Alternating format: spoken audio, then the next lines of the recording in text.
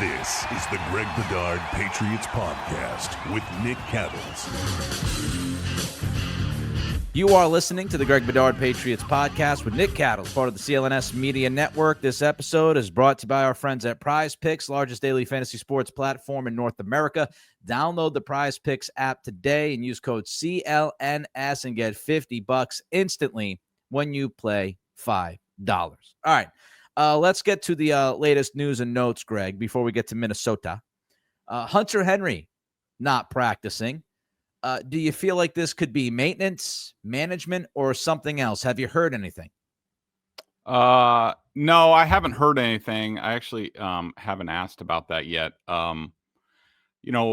My sense, seeing how they've dealt with Morgan Moses and Carlton Davis, I think this has been sort of like a maintenance thing, for Hunter Henry. He could be dealing with something, minor, and they're just, I would be surprised if we see him out at the joint practices in Minnesota or the game. They probably just basically gave him the week off.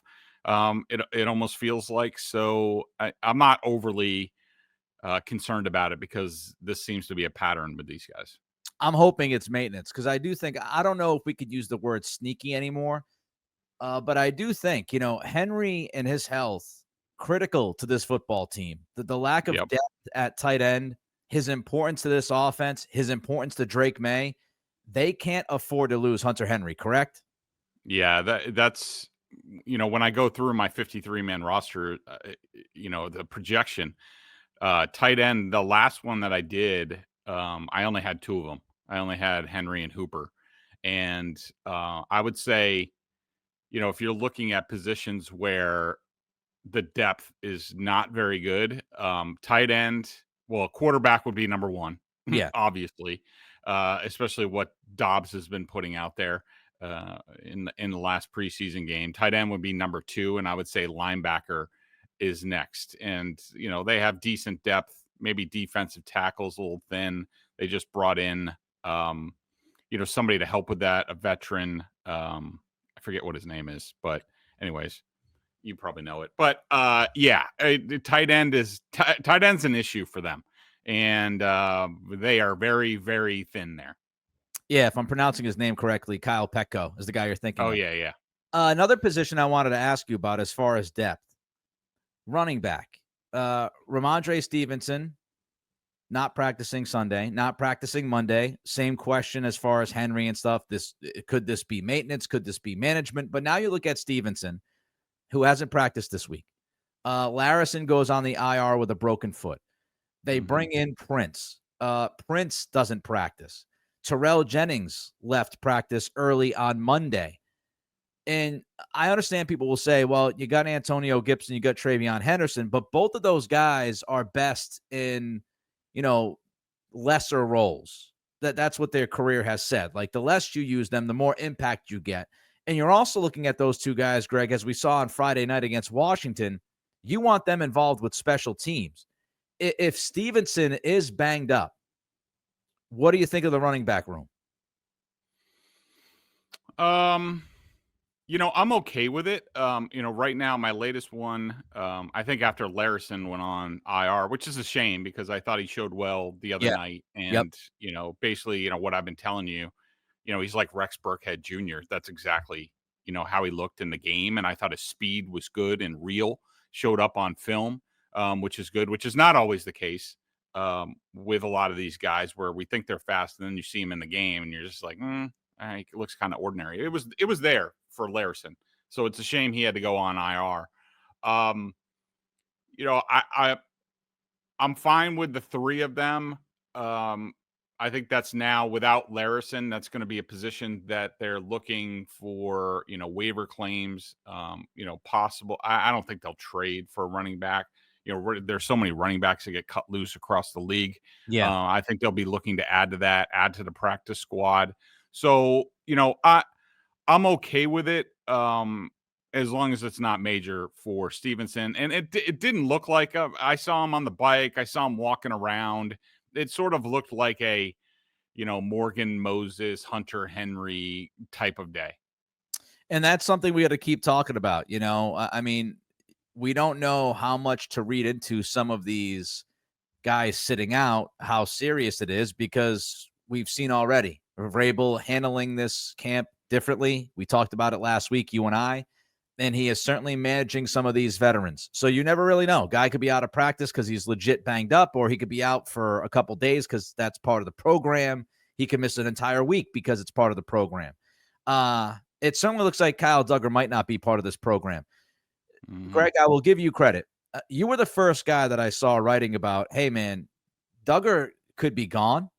And if he's not gone, he might not be a part of this thing. He might be watching. For all intents and purposes, Greg, it certainly looks like Duggar's been benched. Yeah, it does.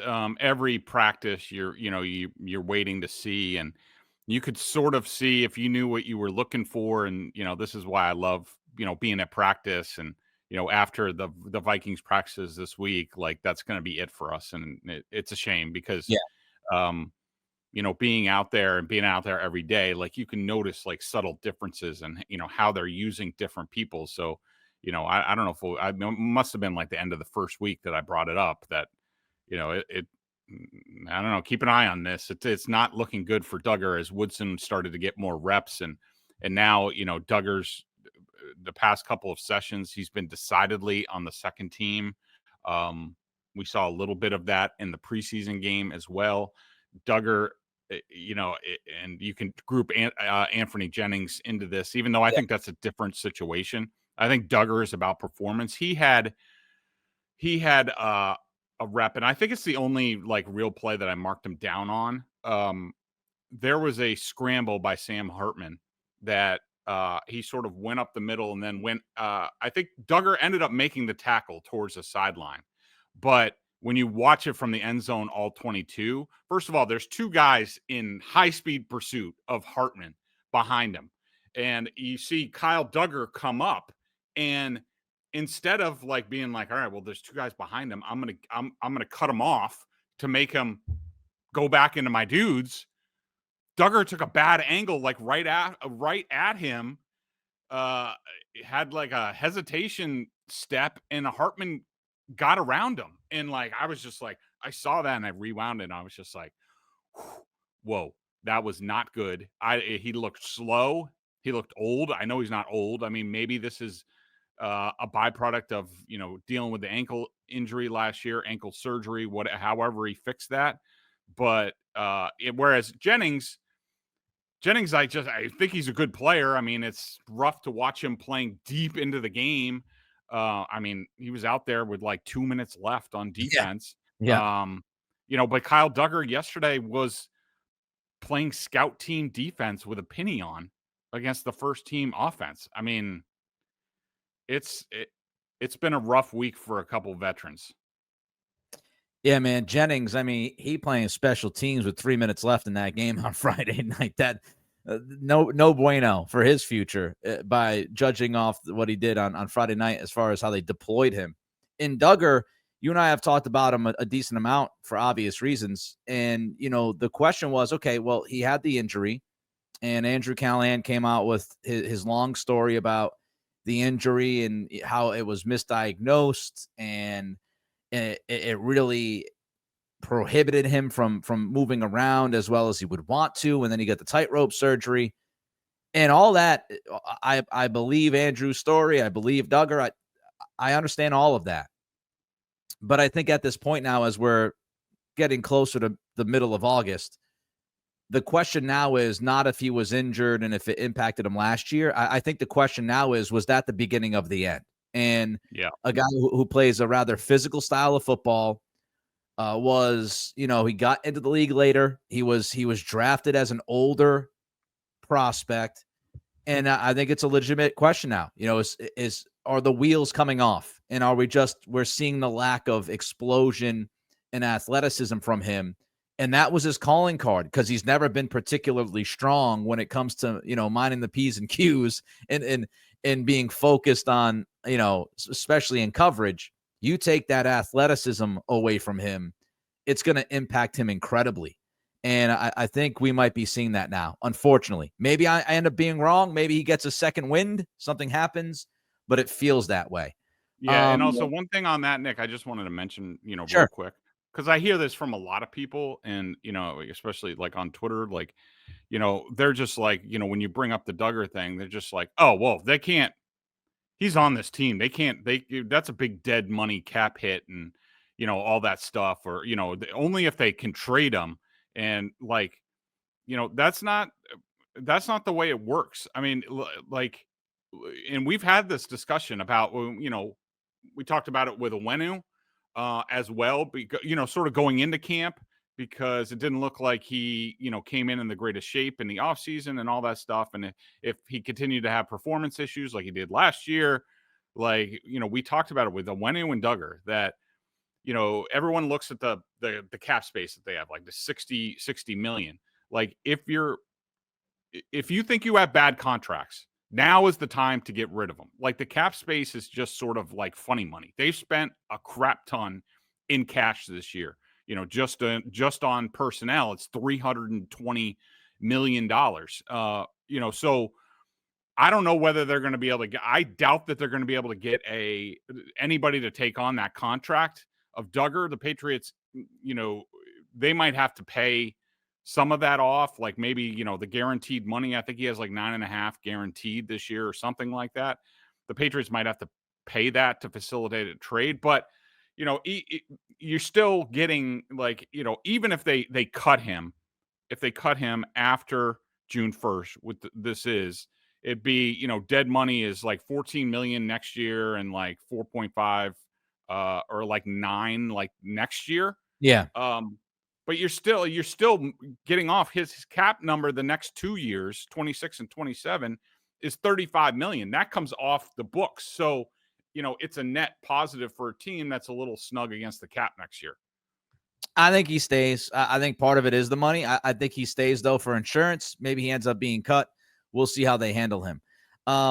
So Monday's practice, Greg, you're out there, not overly competitive. The approach was certainly, game week approach, as they travel today, as we record this Tuesday.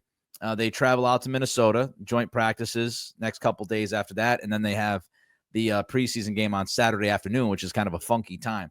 But it was obvious that Vrabel was preparing them as if this was a regular season week. They were practicing off the cards. As you mentioned, the top units went against the scout teams. But then the final 11-on-11 period happened, and, starters versus starters, and the offense struggled.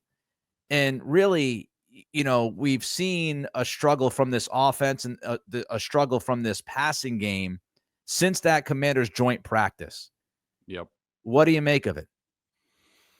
I don't know, Nick. I mean, I want to put the game in a separate bucket, because I don't think I don't think they did very much. There are certain things in this offense that are like the bread and butter that we did see in the Commanders joint practice, like the, play action pop. There was no play action in the game.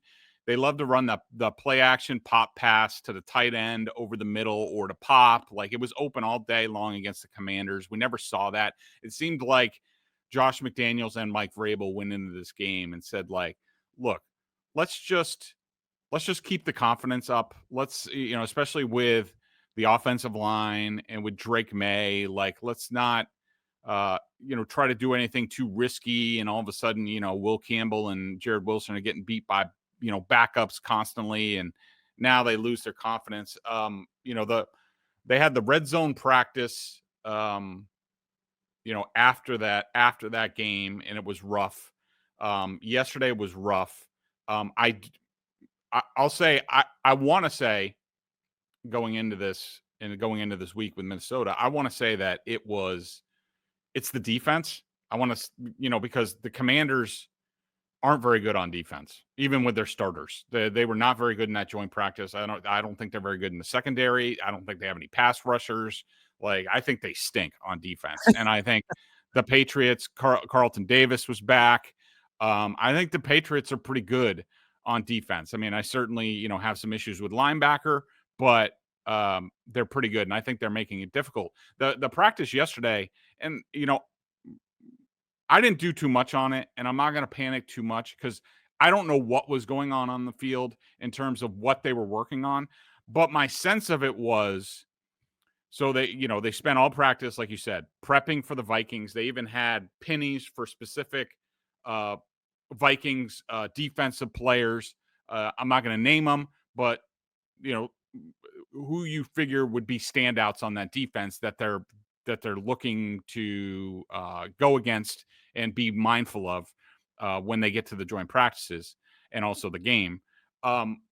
So they did that almost all of practice. Now, the last period, to me, it felt like, I think McDaniels or Vrabel, I don't know who was responsible for it, but basically, I think they just said, we're going to throw the kitchen sink at the offense this last period because make it as hard as possible on them, because then maybe going up against a Vikings defense, which does a lot of things with Brian Flores, brings a lot of pressure, does a lot of different things.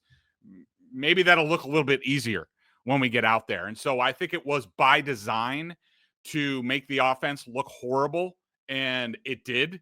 And I think it was stacked against the offense is what I'm trying to say. And I'm not going to get overly worried about it, but let's make no mistake, this is a big week for the Patriots offense and Drake Maye going up against this Vikings defense and Brian Flores. And I think we'll have a better sense of the Patriots offense after this week.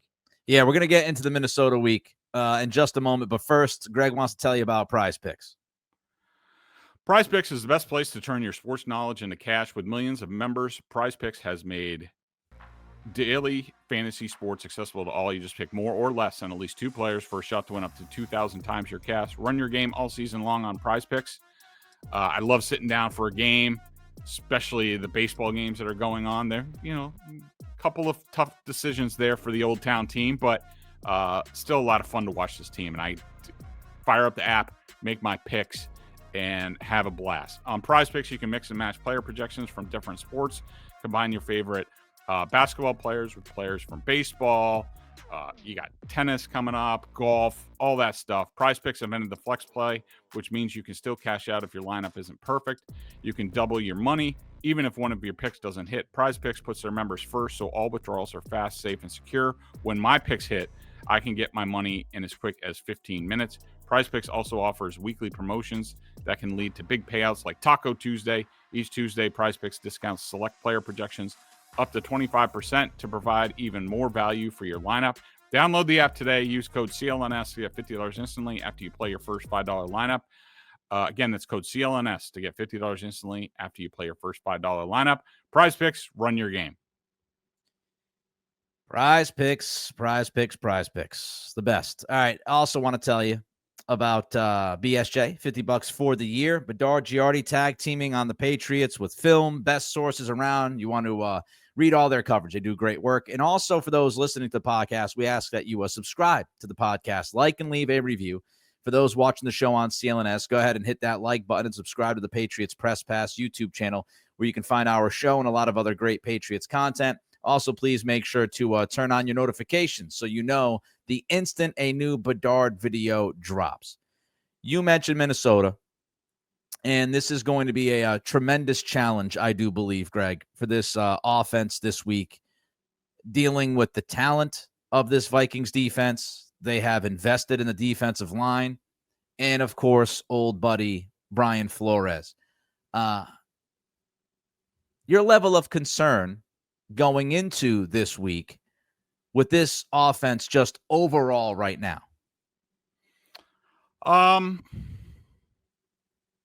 Well, it depends on who's available. Like if they're fully staffed, like I don't think they're going to have Henry, and they're probably not going to have Stevenson. And it would be nice to see Moses out there. We'll see. I don't know. He's on his own plan.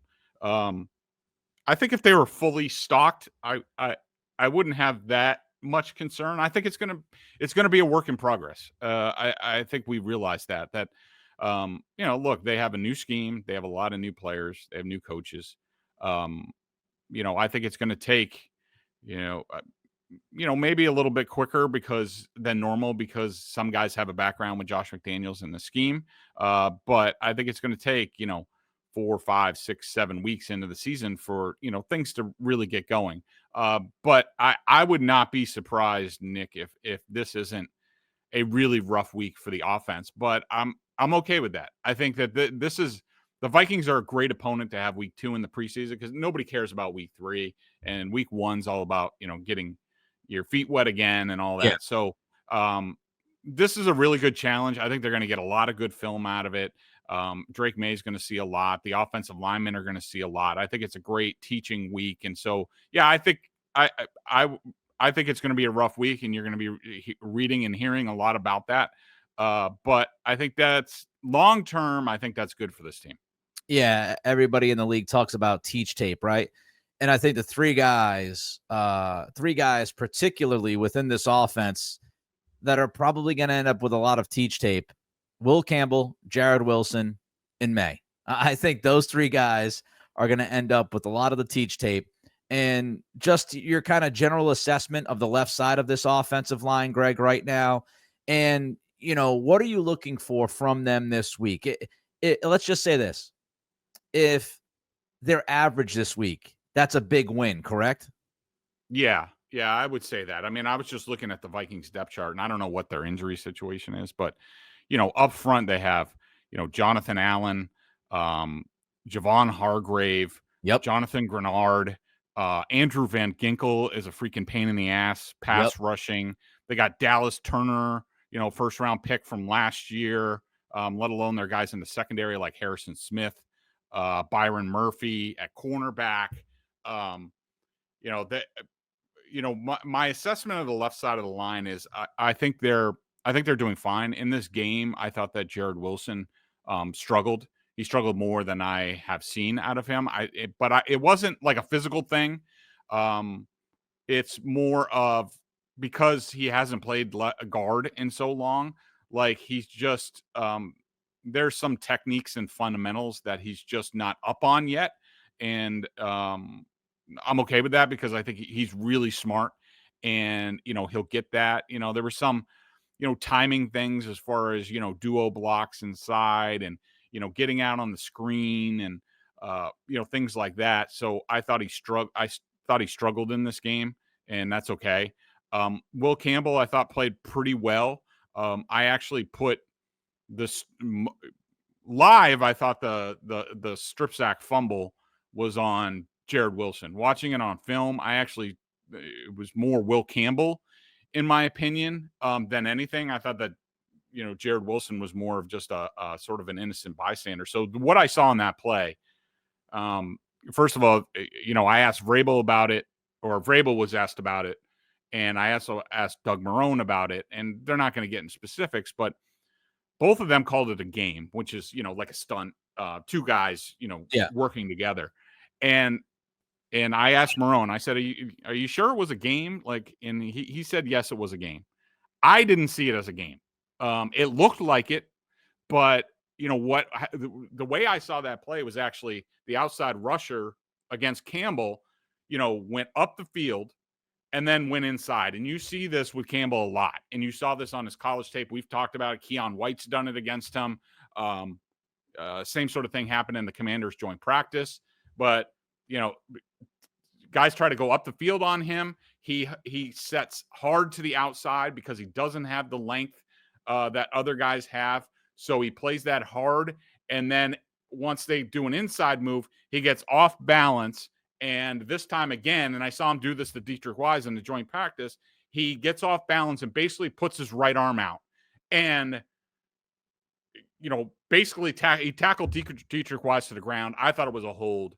And basically I saw it as Campbell, because the guy went inside, Campbell held on for dear life and basically ran the guy into Jared Wilson. And so that's something that we're going to have to watch. But that was really the only issue that I had with Campbell in this game. Again, they were going up against backups. I did like, his physicality, his attitude, his finish. I don't get all that juiced up about him putting defensive backs on the ground. He should do that. He outweighs them by like 120 pounds.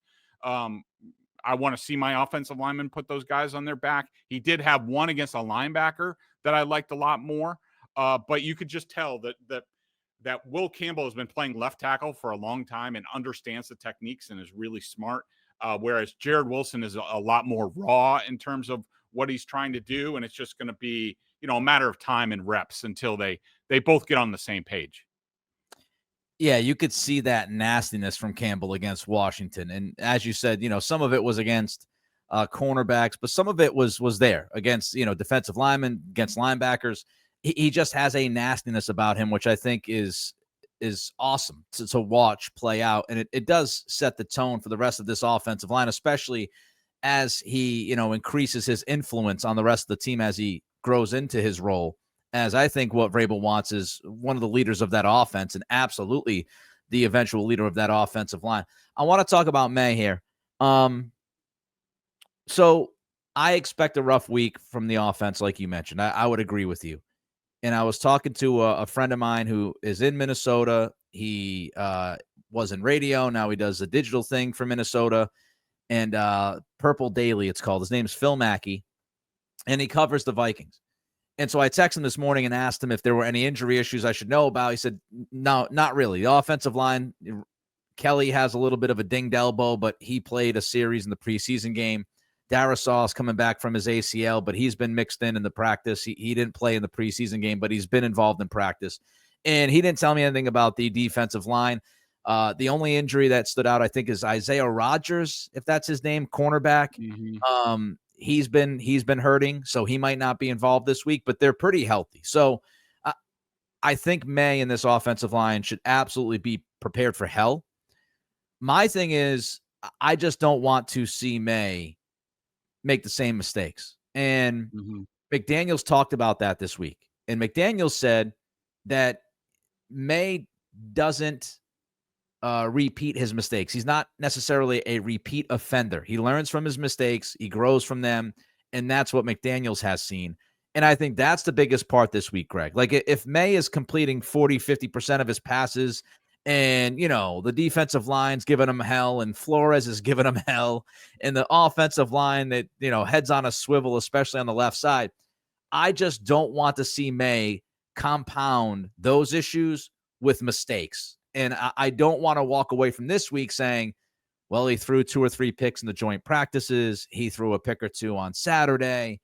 And he's showing, some of those same mistakes that he has shown in the past. That's my biggest takeaway with Maye this week is not necessarily how great he looks or sharp he looks. It's take care of the football and don't make things worse. Yeah, I'm more, as far as mistakes go, it depends what bucket they're in for me. Because, and you hear these things, everybody, hears about these camp reports, the people that aren't out there, and sports talk radio goes crazy, like Drake Maye threw, a couple picks or whatever, and they go mad about, he's turning the ball over. But it depends. Like, I just don't want any dumb turnovers. Yes, like exactly. Yeah, like if he's. My point in saying that about the different buckets is, I don't think like interceptions, making mistakes in practice, in joint practices, I don't think that's a bad thing sometimes. Like I want to see guys try things. I remember, and I think I've told this about, Aaron Rodgers, when he took over for Brett Favre in Green Bay, like he went out of his way, even in practice. Like he did not want to make a mistake, did not want to turn the ball over. He was Mr. Safe. Like, and then that went into that first season where they went from NFC Championship game to, I forget what they were, like, 6-10 or something. I don't know what they were, but it wasn't good. And then I remember I think it was the next training camp, like he really tried to force balls into spots to see what he was capable of. And, this also goes, with athletic quarterbacks, the running and the not running. And Aaron was the same way. He had to figure that out. And it's going to take Drake, who's a lot younger than Aaron Rodgers was when he finally started in the league. It's going to take him time.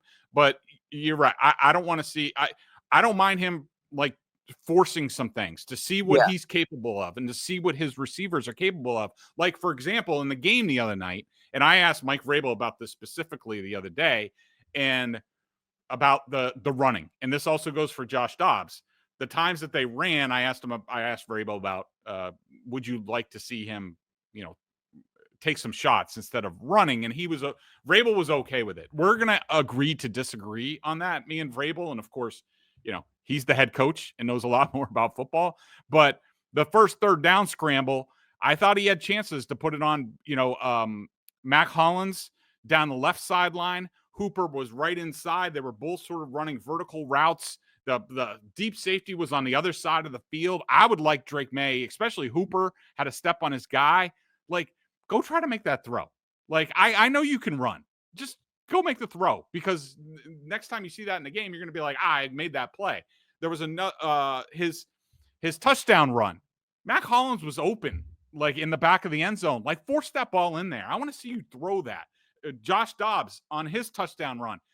Kyle Williams, for like the 8th time in the game, won off the line of scrimmage and was, open on like a corner fade, and he didn't throw it. Like, throw those passes, because I want to see what the quarterbacks can do. I want to see what the receivers can do. And so, if he's throwing picks on those type of plays, I don't care. But yeah, it's the dumb stuff, the running around, throwing back across the field, switching hands, the fumble that we saw the other day. Like, no mindless stuff. Like, be purposeful. Yeah, you did a much better job of explaining what I don't want to see from Drake. I was a little too general with the pick stuff. I agree with you. It's more the decision making. It's more of like, why did you do that? Why was the decision there? If you're trying to go back shoulder to a receiver and the receiver doesn't get around quick enough, but you're trusting Kyle Williams, for example, to make a play, like, that stuff's fine. Just don't give us any brain cramps. And if you do have a brain cramp, don't make them multiple. All right. I just want to do a quick 3 up, 3 down from the Washington game. But first, Don't forget CLNS Media Network plus Celtics All Access on CLNS for behind-the-scenes content, segments from their many Celtics podcasts, NBA History Channel, Patriots Press Pass, which I mentioned earlier, and Bruins Ringside. All right, Greg. Let's start on the downside, end on a positive. 3 down from preseason game number 1. So Jared Wilson. I just did, he played like 14 snaps. I had him for 5 minus plays, during that. And again, it wasn't anything about there weren't any plays where I was like, man, he doesn't look ready for this, or, there's physically I don't know whether he's going to be able to hold up. There was none of that. It was more sort of like, tiny sort of technique stuff at playing left guard, and he's just not there yet.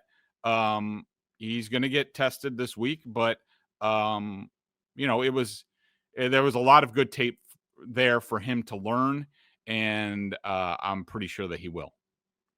And let's see, what did I have for the next one? Drake Maye. I didn't think he was very good in this game. I thought that we talked about the decision making. Vrabel was okay with it. That's fine. I thought, the deep pass to Mac Hollins down the right sideline, he didn't even give him a chance.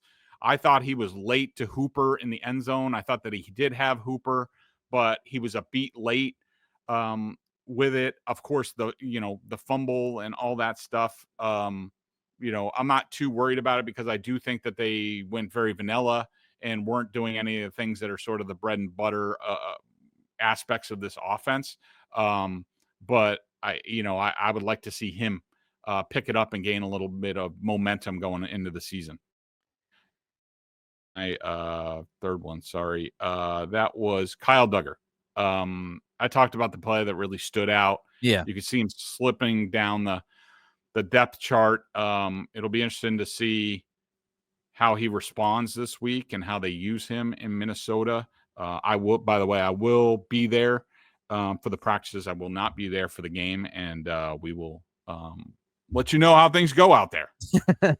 Slim pickings look, they won by 30 preseason game.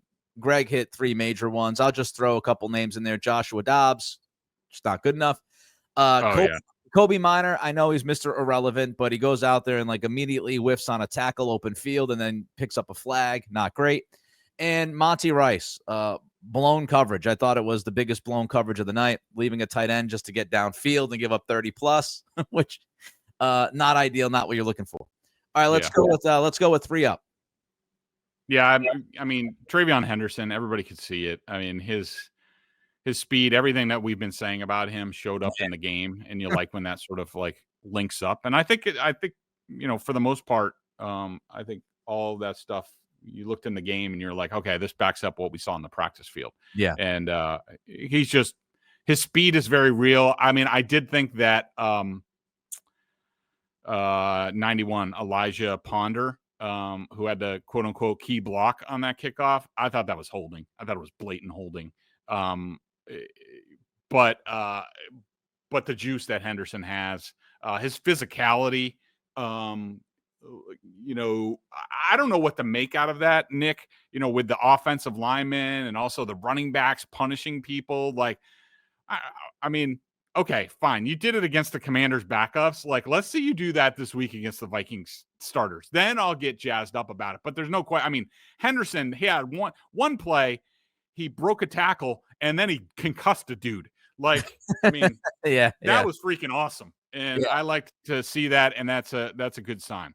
Yeah, I would say, as far as that goes, just quickly, I think it's more about intent. Like, they might not be able to accomplish the same kind of finishes against Minnesota as they did against Washington, but as long as the intent is there, like there was a play where Chisholm could have easily stepped out of bounds and just said, all right, I'm going to live to see another day. But instead he kind of turned it upfield and lowered his shoulder.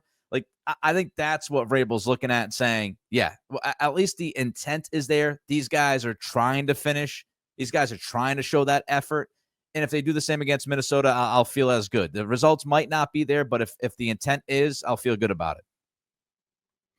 Yep, absolutely. Milton Williams was my second up. I've been sort of underwhelmed by his camp, and it's about what I expected after watching his film. I mean, he's not Mr. Pass Rush moves. He's pretty much just a power rusher. But I thought he was impactful in this game. He did it a few different ways. He split some double teams with quickness.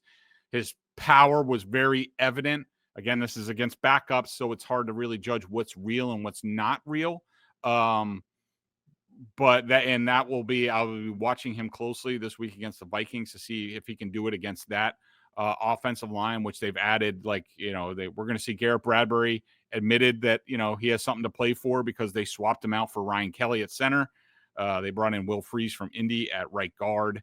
Darisaw, you mentioned Donovan Jackson, first rounder, who I really good. There's going to be some good matchups there, but I thought, Milton Williams really showed well. Truman Jones was all over the field, wreaking havoc, even on special teams. I think I had him for like 4 tackles and on special teams.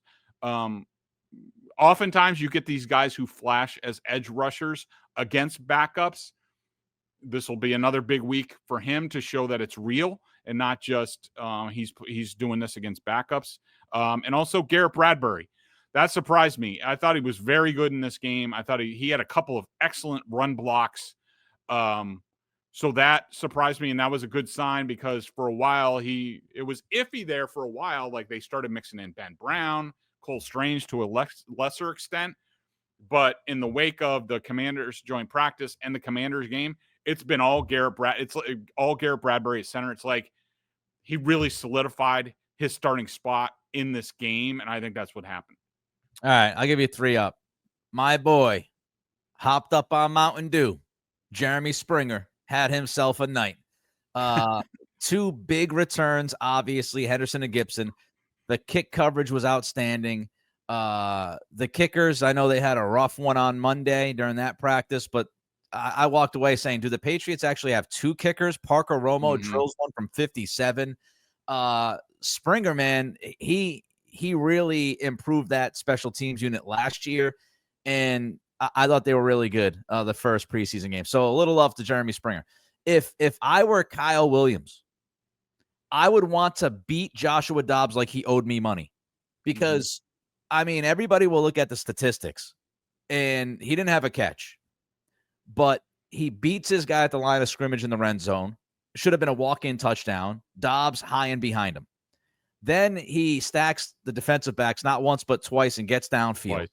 Has a step, if not step and a half, the first time. Dobbs underthrows him. The second time he gets mugged, and the official doesn't throw the flag. He wanted to get the hell out of there, that ref. Kyle Williams was getting open all night. And, if it wasn't for quarterback play, I think people would have walked out of that game going, oh, my God, like Kyle Williams and TreVeyon Henderson talking about a boost to the offense. Those guys showed out pretty well. And go ahead. Go ahead. Finish your thought. Just one more guy, Efton Chisholm. And I know it's kind of the easy go-to, but I did think, the touchdown catch, I think it was the touchdown catch where it's a wobbly throw by Wooldridge because Wooldridge gets hit. And Chisholm keeps focus on the football. It's not the easiest catch in the world because now he has to kind of slow down his motion because the ball's wobbling and it's been, affected. He's got a defender near him. He gets the catch and he finishes with a touchdown. I mentioned earlier the play near the sideline where he kind of just, drops his shoulder instead of going out of bounds. There was that tunnel bubble screen there with him where I thought he showed good patience, let his blocks set up, and then he also showed a little bit of a boost. I know he runs a 4.71, but that screen to him, he did show a little bit of a boost to get 20 yards and convert on that 1st and 20. So I thought Chisholm had a good night. Yeah, I meant to mention Williams a little bit more, but you're exactly right. That might have been the greatest 4 targets, 0 catches performance that I've ever seen in a preseason game. Not only so, you covered a couple of the routes. Like I said earlier, I thought he had a corner fade in the red zone that before Dobbs spun around like a top and then ran into the end zone. He had an in cut where he got mugged for a penalty, so he drew a penalty, and then in the second half, I think it was the first drive of the second half. I think that's all he was out there for, with Ben Wooldridge, and he was wide open on a post. Like, I mean, the safety split.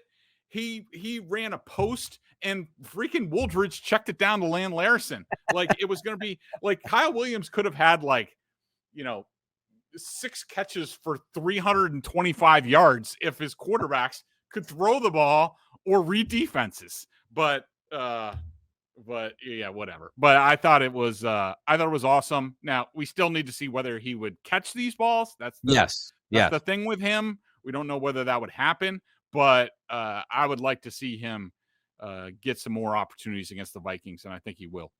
I'd like to see him out there with May for at least a series. I mean, give him a quarterback that could throw the football to him. Download the Prizepicks app today. Use code CLNS. Get $50 instantly when you play $5. Greg has a hell of a schedule over the next couple of days. First, he's going to go to Felger and Maz and work with those guys for a couple hours. And then he is on a plane out to Minnesota. So he will keep you up to date with tonight also. And also, and an dark 30 flight to Minnesota tomorrow. Oof. All right. My boy is going to be busy. Everybody wish him well. We'll talk to you soon. Bye-bye.